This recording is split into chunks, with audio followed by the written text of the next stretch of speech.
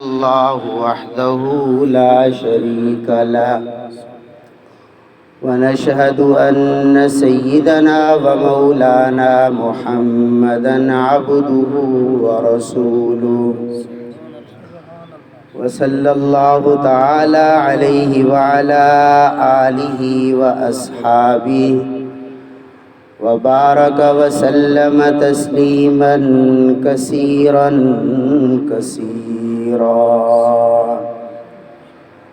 أما بعد فأعوذ بالله من الشيطان الرجيم بسم الله الرحمن الرحيم والسماء ذات الرجع والأرض ذات الصدع إنه لقول فصل وما هو بالهزل وقال رسول الله صلى الله عليه وسلم خيركم من تعلم القرآن وعلمه وقال رسول الله صلى الله عليه وسلم أشراف أمتي حملة القرآن وأصحاب الليل أو كما قال رسول الله صلى الله عليه وسلم آمنت بالله صدق الله مولانا العظيم وبلغنا رسوله النبي الكريم الأمين ونحن على ذلك لمن الشاهدين والشاكرين والحمد لله رب العالمين اللهم صل على محمد وعلى آل محمد كما صليت على إبراهيم وعلى آل إبراهيم إنك حميد مجيد اللهم بارك على محمد وعلى آل محمد كما باركت على إبراهيم وعلى آل إبراهيم إنك حميد مجيد واجب الاحترام حضرات اساتذہ کرام، طلباء عزیز اور میرے محترم بزرگوں، بھائیوں، اہل محلہ،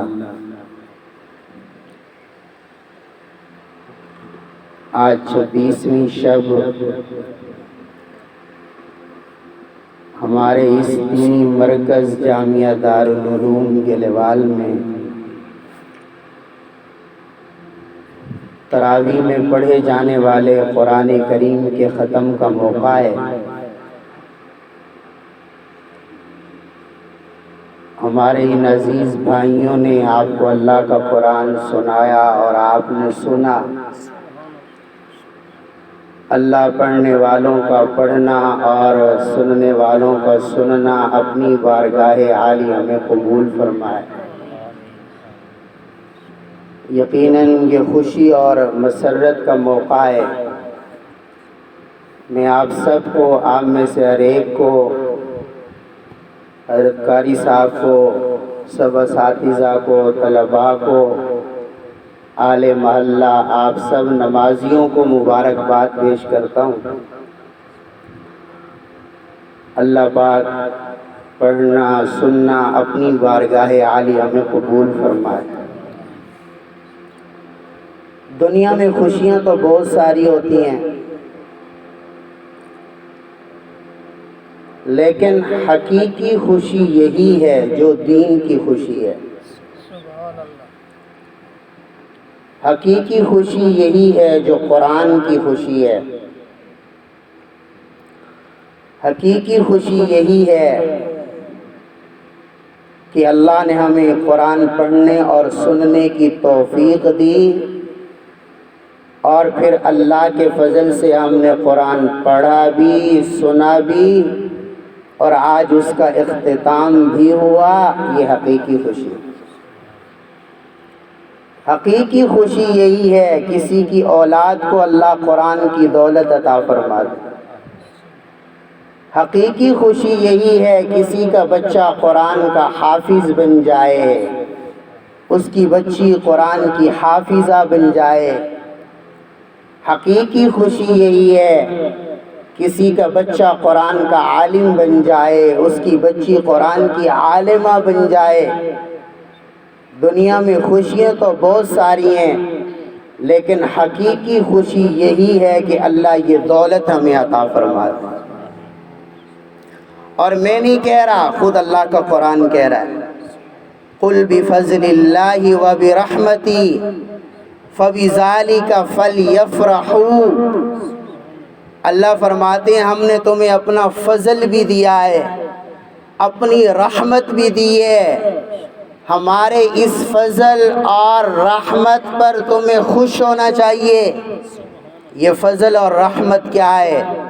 مفسرین فرماتے ہیں اس فضل اور رحمت سے مراد اللہ کا قرآن ہے۔ اللہ فرما رہے ہیں یہ جو ہم نے تمہیں قرآن جیسی عظیم دولت عطا فرمائی ہے، اس دولت پر تمہیں خوش ہونا چاہیے۔ بعض مفسرین نے فرمایا فضل سے مراد اللہ کا قرآن ہے، اور رحمت سے مراد حضور رحمت عالم صلی اللہ علیہ وسلم کی ذات اقدس ہے۔ اللہ فرما یہ رہی ہیں جو ہم نے تمہیں قرآن دیا ہے، جو ہم نے تمہیں نبی دیا ہے، اس قرآن اور نبی کی نعمت پر تمہیں خوش ہونا چاہیے۔ تو اصل خوشی یہ ہے اللہ کسی کو عطا فرما دیں تو اللہ کا اس پر بھی شکر ادا کرنا چاہیے کہ اللہ نے یہ دولت ہمیں عطا فرمائی۔ بس میرے بیان تو آپ سنتے ہی رہتے ہیں، مقصد بیان کرنا نہیں ہے، مقصد تو حاضری ہے۔ تو اللہ سے دعا ہے اللہ ہم سب کی حاضری اپنی بارگاہ میں قبول فرمائے۔ چند تھوڑی سی باتیں آپ کی خدمت میں عرض کر کے بس اجازت چاہتا ہوں۔ قرآن کریم کا آج اختتام ہوا، ختم ہوا، تو وہ مجلس جس میں قرآن کریم کا اختتام ہو وہ بڑی مبارک مجلس ہوا کرتی ہے۔ حضرت عبداللہ بن مسعود غالباً رضی اللہ تعالیٰ عنہ فرماتے ہیں کہ جس مجلس میں قرآن کریم کا ختم ہوتا ہے اس مجلس میں اللہ دعاؤں کو قبول فرماتے ہیں۔ اور حدیث میں فرمایا جن جگہوں پر اللہ کا قرآن پڑھا جاتا ہے، اللہ کا قرآن سنا جاتا ہے، اللہ کا قرآن سیکھا اور سکھایا جاتا ہے، اللہ کے قرآن کا ختم ہوتا ہے، حدیث میں فرمایا وہ جگہیں آسمان والوں کے لیے ایسی چمکتی ہیں جیسے زمین والوں کے لیے آسمان کے ستارے چمکتے ہیں۔ اتنی مبارک مجلس ہے۔ اور مسلم شریف جلد اول میں امام مسلم رحمۃ اللہ علیہ حدیث لائے، فرمایا مجتمع قوم فی بیت من بیوت اللہ یتلون القرآن ویتدارسونہ، فرمایا جب کچھ لوگ اللہ کے کسی گھر میں جمع ہوتے ہیں اور ان کے جمع ہونے کا مقصد دنیا نہیں ہوتی، وہ کس لیے جمع ہوتے ہیں؟ یتلون القرآن، وہ جمع ہو کر قرآن پڑھتے ہیں، قرآن سنتے ہیں، یتدارسونہ، قرآن وہاں پڑھا جاتا ہے، سیکھا جاتا ہے، سنا جاتا ہے، سکھایا جاتا ہے۔ فرمایا جب اللہ کے بندے اللہ کے کسی گھر میں جمع ہو کر قرآن پڑھتے، سنتے، سیکھتے اور سکھاتے ہیں، فرمایا ان پر اللہ کی رحمت اترتی، اور فرمایا غشیتہم الرحمہ، ان کو اللہ کی رحمت ڈھانپ لیتی ہے، نزلت علیہم السکینہ، سکینہ اللہ کی خاص رحمت ہے۔ فرمایا ان قرآن والوں پر اللہ کی خاص رحمت اترتی ہے۔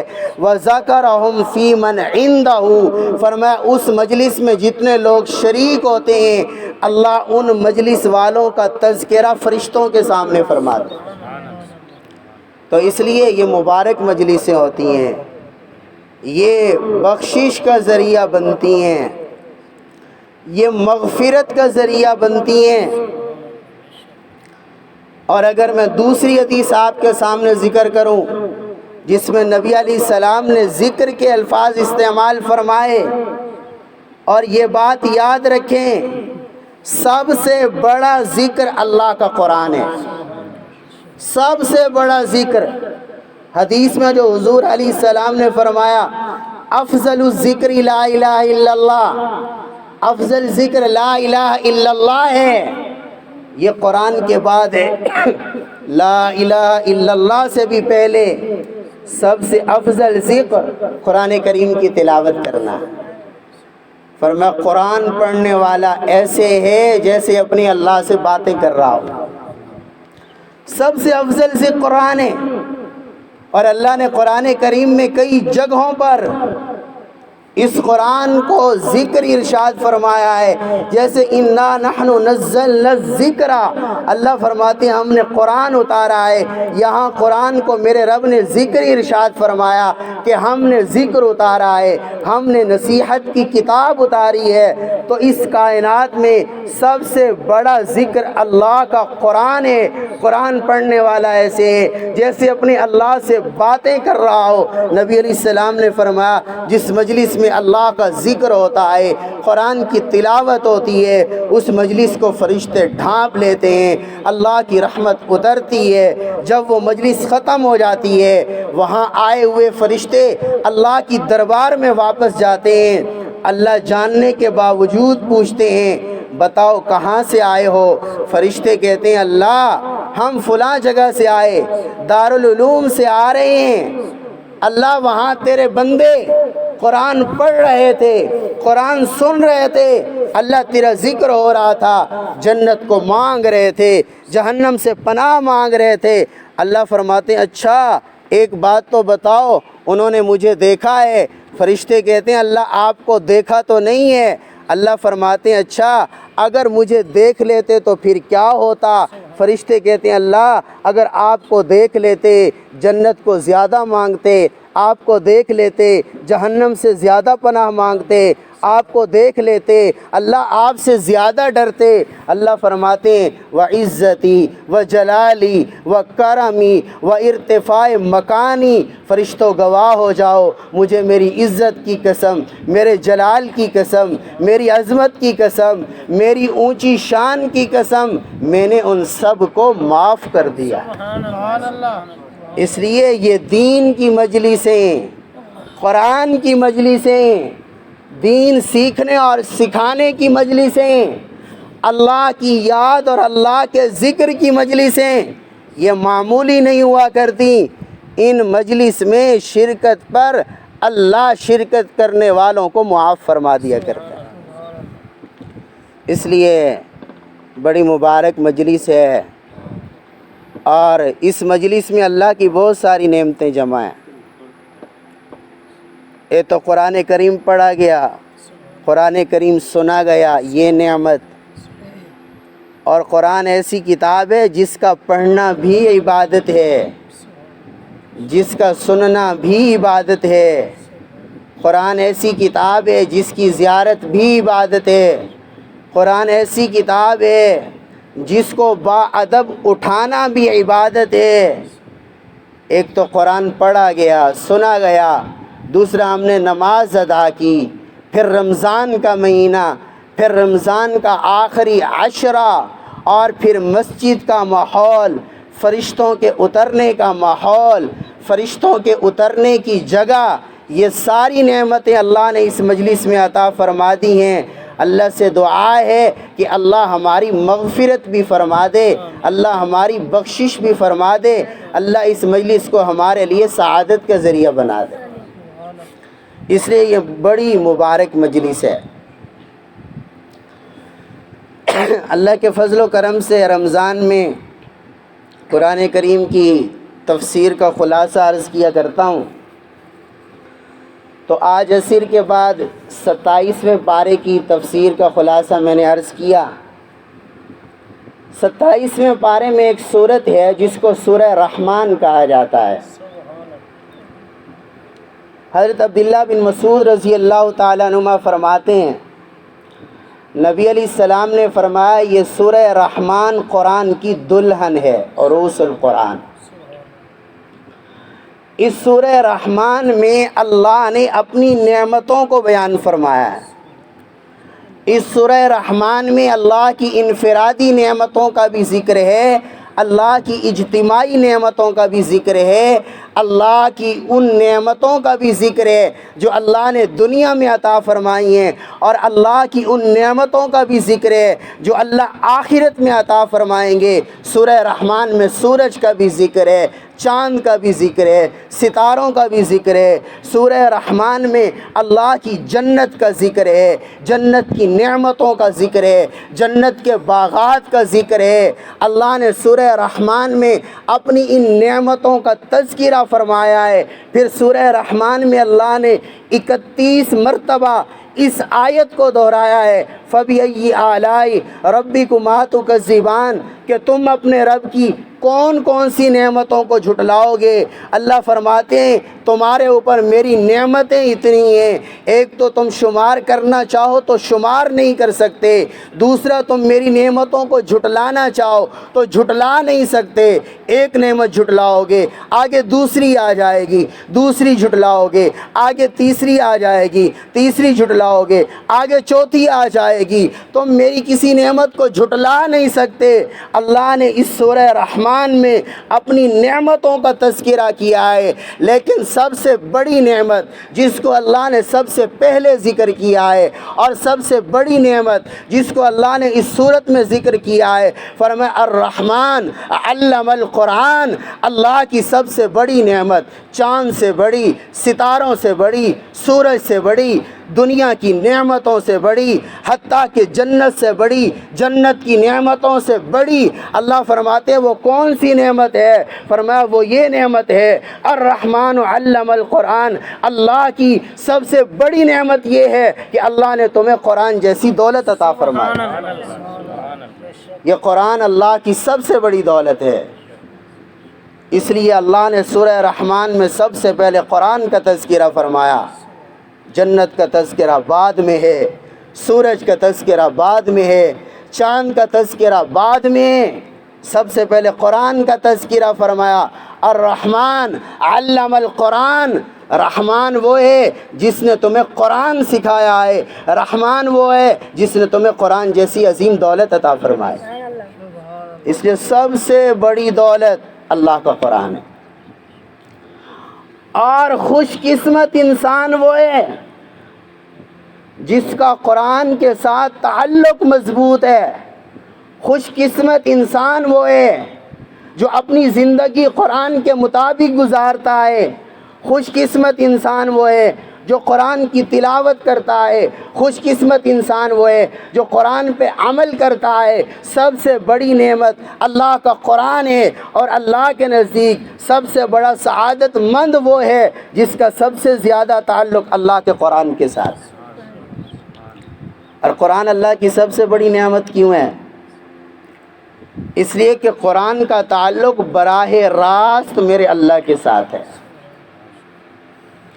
قرآن اللہ کی صفت ہے، قرآن اللہ کا کلام ہے، قرآن وہ ہے جسے خود میرے رب نے پڑھا، قرآن وہ ہے جس کی تلاوت میرے رب نے کی ہے۔ قرآن صرف کتاب نہیں، کتاب اس کو کہتے ہیں جس کو لکھا جائے، کلام اس کو کہتے ہیں جسے پڑھا جائے۔ باقی جتنی کتابیں آئیں وہ ساری کتابیں تھیں، اللہ کا کلام نہیں تھا۔ قرآن کتاب بھی ہے، میرے اللہ کا کلام بھی ہے، اور یہ اللہ کی صفت ہے۔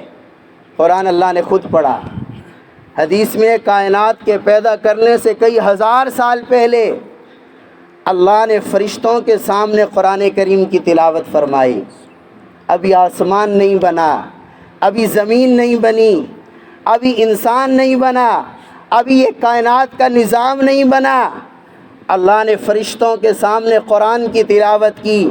حدیث میں آتا ہے فرشتے جھوم اٹھے اور کہنے لگے اللہ کتنے خوش قسمت وہ لوگ ہوں گے جن کی زبانیں اس قرآن کو پڑھیں گی۔ اللہ کتنے خوش قسمت وہ کان ہوں گے جو کان اس قرآن کو سنیں گے، اللہ کتنے خوش قسمت وہ کان ہوں گے، کتنے خوش قسمت وہ ہاتھ ہوں گے جو اس قرآن کو اٹھائیں گے۔ اللہ نے فرمایا جی یہ عظیم کلام ہے، اس قرآن کے حاملین بھی عظیم ہوں گے، جس نبی پہ میں قرآن اتاروں گا وہ نبی بھی عظیم ہوگا۔ تو قرآن وہ ہے جس کی تلاوت میرے رب نے کی ہے۔ پھر ایک وقت آئے گا قیامت قائم ہو جائے گی، دنیا کا نظام ختم ہو جائے گا، جنتی جنت میں چلے جائیں گے، جنت میں دن اور رات تو نہیں ہوں گے، لیکن اللہ جانتے ہیں ہفتے کے بعد جب جمعے کا وقت آئے گا اللہ جنت میں سارے جنتیوں کو جمع فرمائیں گے، وہاں کرسیاں لگیں گی، نور کے ممبر لگیں گے،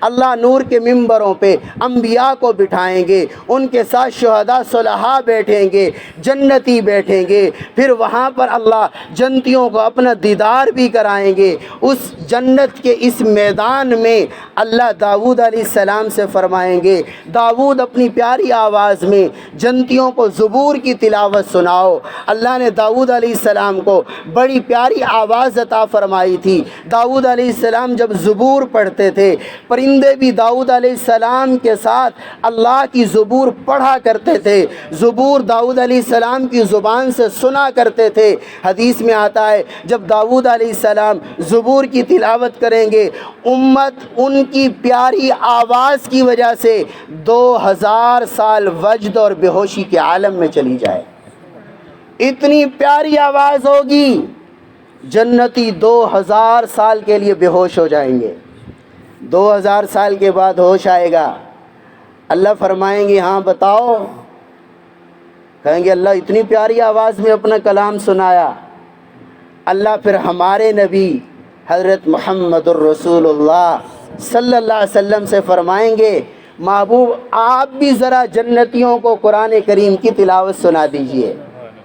اور حضور، ایک تو قرآن کی تاثیر، دوسرا حضور کی زبان کی تاثیر۔ حدیث میں آتا ہے جب حضور علیہ السلام قرآن سنائیں گے امت 5000 سال بے ہوشی کے عالم میں چلی جائے گی، ہوش آئے گا۔ اللہ فرمائیں گے جنتیوں اور سناؤ کیا چاہیے؟ جنتی کہیں گے اللہ اتنی پیاری آواز میں اپنا کلام سنا دیا، اور کیا چاہیے؟ حدیث میں آتا ہے اللہ پھر جنت میں جنتیوں کو خود اپنی زبان سے سورہ رحمان کی تلاوت سنائیں گے۔ قرآن وہ ہے جو اللہ کا کلام ہے، اور کائنات نہیں تھی، اللہ کا قرآن اس وقت بھی تھا۔ آج کائنات کا نظام قائم ہے، قرآن قائم ہے، دنیا میں بڑے بڑے ظالم آئے قرآن کو مٹانے والے اور قرآن والوں کو مٹانے والے، لیکن قرآن آج بھی 15 صدیاں گزرنے کے باوجود اسی طرح موجود ہے۔ ایک آیت کی تبدیلی نہیں، سورت کی تبدیلی نہیں، زبر اور زیر کی تبدیلی نہیں، قرآن آج بھی اسی طرح موجود ہے۔ جس طرح حضور علیہ السلام کی ذات اقدس پہ اترا تھا، ایک وقت آئے گا قیامت قائم ہو جائے گی، اللہ ان قرآن کے الفاظ کو اٹھا لیں گے، یہ قرآن جنت میں چلا جائے گا، کائنات ختم ہو جائے گی، اللہ کا قرآن جنت میں بھی ہوگا۔ یہ ایسا قرآن ہے، اس لیے اللہ نے فرمایا سب سے بڑی نعمت یہ ہے کہ ہم نے تمہیں قرآن جیسی عظیم دولت عطا فرمائی۔ میں ختم کر رہا ہوں، تفصیل کا وقت نہیں ہے۔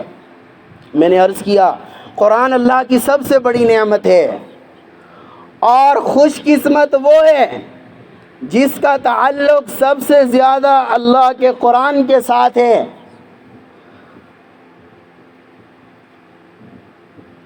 اب قرآن کے ساتھ تعلق کی کیا صورت ہے؟ قرآن کے ساتھ تعلق کی ایک صورت تو یہ ہے کہ قرآن کریم پر ایمان ہونا چاہیے کہ قرآن اللہ کی سچی کتاب ہے۔ اللہ کے فضل سے ہم مسلمان ہیں اور ہمارا ایمان ہے قرآن اللہ کی سچی کتاب ہے۔ قرآن میں شک تو دور کی بات ہے، شک کا شائبہ بھی نہیں، قرآن اللہ کی سچی کتاب ہے۔ جب اللہ نے قرآن کریم اتارا مکہ کے کافروں نے بڑے بڑے اعتراض کیے، کبھی کہتے تھے یہ اللہ کا کلام نہیں ہے، حضور کا گھڑا ہوا کلام ہے، کبھی کہتے تھے یہ کہانت کی کتاب ہے، کبھی کہتے تھے یہ شاعری کی کتاب ہے، کبھی کہتے تھے یہ جادو کی کتاب ہے۔ تو قرآن نے ان کو 3 چیلنج کیے، فرمایا اگر تم کہتے ہو یہ اللہ کی کتاب نہیں ہے تو سارے عرب والے مل جاؤ، عرب میں بڑے فصیح و بلیغ لوگ موجود ہیں، عرب میں بڑے بڑے شعراء موجود ہیں، سارے بڑے بڑے عرب دان مل جاؤ، قرآن جیسی ایک کتاب بنا کر تو دکھاؤ۔ قرآن کریم کا یہ چیلنج آج بھی موجود ہے، لیکن ساری دنیا الٹی ہو جائے قرآن جیسی کتاب نہیں بنا سکتی، اس لیے کہ قرآن دنیا والوں کا کلام نہیں بلکہ میرے اللہ کا کلام۔ دوسرا چیلنج قرآن نے کیا، اچھا اگر تم پوری کتاب نہیں بنا سکتے، ایسا کرو قرآن جیسی 10 صورتیں بنا کر لے آؤ۔ لیکن آج تک قرآن جیسی کوئی 10 صورتیں بھی نہیں بنا سکا۔ قرآن نے تیسرا چیلنج کیا، اگر 10 صورتیں نہیں بنا سکتے، قرآن جیسی ایک صورت ہی بنا کر دکھا دو۔ لیکن قرآن کا چیلنج آج بھی موجود ہے، پوری دنیا الٹی لٹک جائے قرآن کی چھوٹی سی صورت جیسی صورت نہیں بنا سکتی، اس لیے کہ قرآن دنیا والوں کا کلام نہیں ہے، میرے اللہ کا کلام۔ اس لیے قرآن کے ساتھ تعلق کی پہلی صورت یہ ہے، ہمارا قرآن کے ساتھ ایمان ہونا چاہیے کہ قرآن اللہ کی سچی کتاب ہے۔ قرآن میں ذرا بھی شک و شبہ کی گنجائش نہیں، یہ وہی قرآن ہے جو اللہ نے اتارا ہے، یہ وہی قرآن ہے جو جبریل لائے ہیں، یہ وہی قرآن ہے جو حضور علیہ السلام کی ذات اقدس پر اترا ہے، اس میں زبر زیر کی تبدیلی نہیں ہے۔ قرآن اللہ کا سچی کتاب ہے، اس پر ایمان ہونا ضروری ہے۔ اگر قرآن کے بارے میں کسی کو شک ہے، قرآن پر کسی کا ایمان نہیں ہے، اگر قرآن کو کوئی اللہ کی سچی کتاب نہیں مانتا تو پھر وہ مومن نہیں ہے، وہ دائرہ اسلام سے نکل کر کافر ہو جاتا ہے۔ قرآن کے ساتھ تعلق یہ ہے، قرآن اللہ کی سچی کتاب، اور قرآن کے ساتھ تعلق کی دوسری صورت یہ ہے قرآن کو پڑھا جائے، قرآن کی تلاوت کی جائے، قرآن کریم اپنے بچوں کو پڑھایا جائے، قرآن کریم اپنی بچیوں کو پڑھایا جائے، قرآن کریم کی زیارت کی جائے، اس کی تلاوت کی جائے۔ یہ بھی ہم لوگوں میں سستی ہو گئی، ہم قرآن کی تلاوت نہیں کرتے، ہم نے قرآن کی تلاوت چھوڑ دی ہے۔ قرآن کی تلاوت کتنا بڑا اجر، قرآن کی تلاوت کرو گے قرآن اٹھاؤ گے الگ ثواب، قرآن کی تلاوت کرو گے قرآن اٹھا کر زیارت کرو گے اس کا الگ ثواب، قرآن اٹھا کر وضو کے ساتھ اس کی تلاوت کرو گے۔ نبی علیہ السلام نے فرمایا قرآن کریم کی جب تلاوت کرو گے اللہ قرآن کے ایک حرف پر، لفظ پر نہیں، قرآن کے ایک حرف پر 10 نیکیاں عطا فرمائیں۔ اور حضرت علی کی روایت ہے رضی اللہ تعالیٰ عنہ، حضرت علی فرماتے ہیں اگر کوئی قرآن کو فرض نماز میں پڑھے میرا رب ایک حرف پر 100 نیکیاں عطا فرماتا ہے، اگر کوئی نفل میں پڑھے 50 نیکیاں عطا فرماتا ہے۔ فرمایا اگر کوئی وضو کر کے باادب ہو کر بیٹھ کر قرآن کو پڑھے اللہ ایک حرف پہ 25 نیکیاں عطا فرماتا ہے، اور فرمایا اگر کوئی چلتے پھرتے زبانی بھی قرآن پڑھے تو میرا رب ایک حرف پہ 10 نیکیاں عطا فرماتا ہے۔ پہلے زمانہ میں جو ہمارے بزرگ ہوا کرتے تھے، بزرگ عورتیں ہوتی تھیں، وہ صبح صبح نماز کے بعد قرآن اٹھا کر تلاوت کرتے تھے، تلاوت کرتی تھیں، گھر میں تلاوت کا ماحول ہوتا تھا۔ لیکن آج وہ ماحول ختم ہو گیا، گھروں سے تلاوتیں ختم ہو گئیں، کتنا عرصہ قرآن اٹھانے کی توفیق نہیں ہوتی، قرآن پہ مٹی چڑھ جاتی ہے، غلاف پہ مٹی چڑھ جاتی ہے۔ سب کی بات نہیں کر رہا، اب بھی ایسے لوگ ہیں جو پابندی سے قرآن کی تلاوت کرتے ہیں، لیکن میں عمومی طور پر معاشرے کی بات کر رہا ہوں۔ زیادہ طور پر ہم لوگوں نے قرآن کی تلاوت چھوڑ دی ہے، گھروں سے قرآن کی تلاوت کا ماحول ختم ہو گیا ہے، قرآن کے ساتھ تعلق کی صورت یہی ہے، قرآن پڑھا جائے، قرآن کی تلاوت کی جائے۔ ہمارا کوئی بچہ یا ہماری کوئی بچی ایسی نہ رہے جس نے ناظرہ تجوید کے ساتھ اللہ کا قرآن نہ پڑھا ہو۔ ہم نے کبھی سوچا ہے ہمارے کتنے بچے اور بچیاں ہیں، کیا ان سب نے ناظرہ تجوید کے ساتھ قرآن کریم پڑھا ہے؟ ان کو قرآن کریم آتا ہے؟ انہوں نے قرآن کریم کی تلاوت کی ہے؟ یہ تو بنیادی تعلیمی ضرورت ہے، قرآن کریم ناظرہ تجوید کے ساتھ پڑھانا بنیادی ضرورت ہے۔ اس کے بارے میں والدین سے قیامت کے دن سوال کیا جائے گا، اور اگر اس سے بڑھ کر اللہ توفیق عطا فرما دیں، اس سے بڑھ کر اگر اللہ توفیق عطا فرما دیں تو اپنے بچوں کو قرآن کریم کا حافظ بنا دیں۔ اگر اس سے بڑھ کر اللہ توفیق عطا فرما دیں تو اپنے بچوں کو قرآن کا عالم بنا دیں، بچیوں کو قرآن کی عالمہ بنا دیں۔ نبی علیہ السلام نے فرمایا، جس نے ناظرہ اپنے بچے یا بچی کو قرآن پڑھایا، ناظرہ تجوید کے ساتھ، اللہ کیا انعام دیں گے؟ جس نے ناظرہ قرآن پڑھایا، توجہ ختم کر رہا ہوں، کیا انعام دیں گے؟ جس نے ناظرہ اپنے بچے یا بچی کو تجوید کے ساتھ اچھی طرح قرآن پڑھایا، اس کو کیا انعام ملے گا؟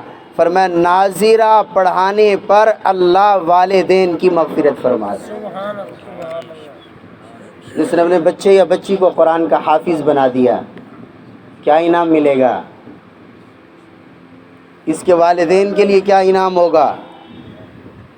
فرمایا اللہ اس کے والدین کو قیامت کے دن ایسا تاج پہنائیں گے جس کی روشنی سورج کی روشنی سے بھی زیادہ ہوگی۔ یہ والدین کے لیے انعام ہے۔ اس حافظ قرآن کے لیے کیا انعام ہوگا؟ جنت کے درجات ہیں، اللہ فرمائیں گے قرآن پڑھتا جا، جنت کے درجات پہ چڑھتا جا، جہاں تیرا قرآن ختم ہوگا جنت میں وہیں تیرا ٹھکانہ ہوگا۔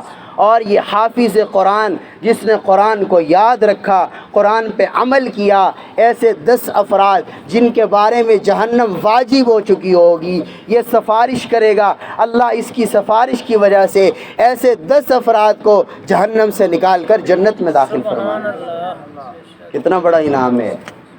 میں ختم کر رہا ہوں۔ قرآن کے ساتھ تعلق کی بڑی ایک صورت قرآن کی تلاوت ہے۔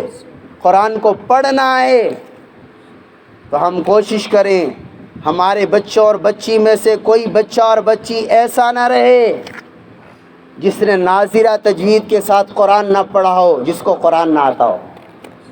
اگر اللہ توفیق دے کسی کو حافظ بنا دیں، یہ صدقہ جاریہ ہے۔ کسی کو عالم بنا دیں۔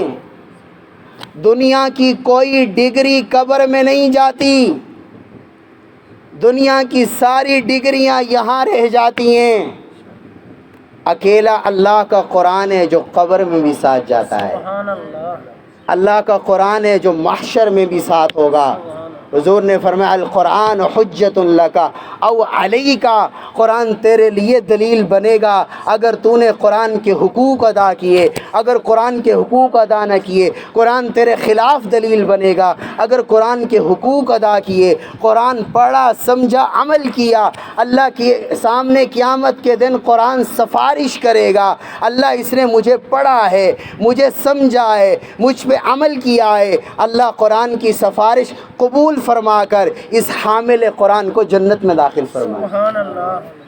اس لیے آج سے ہم عہد کریں ہم روزانہ قرآن کریم پڑھیں گے۔ اگر کوئی بڑا عمر میں پہنچ گیا، اس نے قرآن پڑھا ہوا نہیں ہے، یہ کوئی شرم کی بات نہیں ہے، ابھی سے قرآن پڑھنا شروع کر دیں، ابھی سے تھوڑا تھوڑا قرآن پڑھنا شروع کر دیں، طالب علم بن جائیں۔ اسی حالت میں موت آئے گی، اللہ شہادت کا ثواب عطا فرمائیں گے، اس لیے کوئی شرم کی بات نہیں ہے۔ جو بڑے لوگ ہیں اگر انہوں نے قرآن پڑھا ہوا نہیں ہے، ابھی سے پڑھنا شروع کر دیں، اپنے بچوں کو قرآن پڑھائیں، قرآن کریم کی روزانہ تلاوت کریں، پابندی سے کریں۔ ایک پارہ، ایک نہیں کر سکتے، آدھا پارہ، آدھا نہیں تو ایک پاؤ، ایک پاؤں نہیں تو 2 رکوع، 1 رکوع، جتنا ہو سکتا ہے، جتنی اللہ توفیق دے، روزانہ قرآن کریم کی تلاوت کریں اور پابندی سے کریں۔ یہی قرآن کے ساتھ تعلق کی صورت ہے۔ اسی طرح قرآن کے ساتھ